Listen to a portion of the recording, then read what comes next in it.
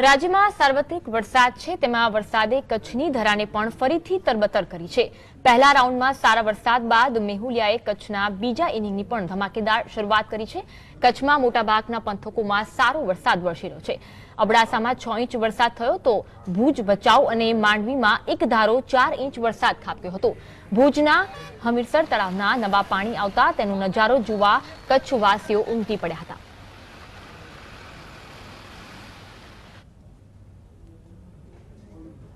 તો જે પ્રકારે કહી શકાય કે ભુજના હમીરસર તળાવમાં નવા પાણીની આવક થઈ છે અને તેને જોવા માટે કચ્છવાસીઓ ઉમટી પડ્યા હતા। સાથે જ ભુજ, ભચાઉ અને માંડવીમાં એક ધારો 4 ઇંચ વરસાદ પડ્યો હતો। તો સાથે અબડાસામાં 6 ઇંચ વરસાદ થયો છે। કચ્છમાં મોટા ભાગના પંથકોમાં સારો એવો વરસાદ જોવા મળી રહ્યો છે।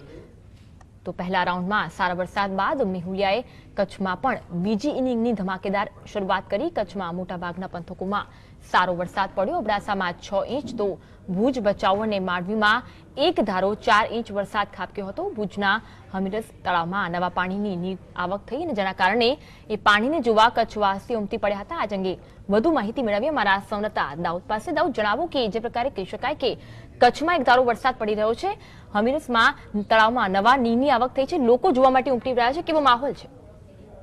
જી ભાગ્યશ્રી, જે પ્રમાણે ગુજરાતના રાજ્યભરમાં વરસાદની આગાહી હતી જેના પગલે આજે વહેલી સવારથી જ કચ્છમાં વરસાદની શરૂઆત થઈ ગઈ હતી અને કચ્છભરમાં 2 ઇંચથી કરીને 6 ઇંચ સુધીનો વરસાદ પડ્યો છે। જેમાં અબડાસામાં 6 ઇંચ જેટલું વરસાદ પડ્યું છે તો ભુજમાં એક ધારું સવારથી બપોર સુધીમાં 4 ઇંચ વરસાદ પડ્યું છે। તો સાથે છેવાડાના સરહદી વિસ્તાર લખપત છે ત્યાં પણ 2 ઇંચ જેટલું વરસાદ પડ્યો છે। લખપત, માંડવી, મુન્દ્રા અને અંજાર, ભચાઉ અને રાપર શહેરમાં પણ 2 થી 3 ઇંચ જેટલું વરસાદ પડ્યું છે, જેથી ખેડૂતોમાં ખુશી છવાઈ ગઈ છે।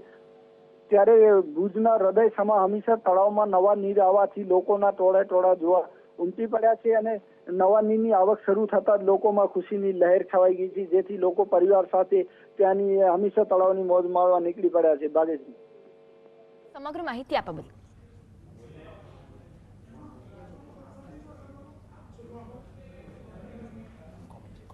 તો જે પ્રકારે કહી શકાય કે કચ્છમાં વરસાદ એક ધારો જોવા મળી રહ્યો છે અને ભુજ, ભચાઉમાં પણ 4 ઇંચ જેટલો વરસાદ પડ્યો છે ને જે પ્રકારે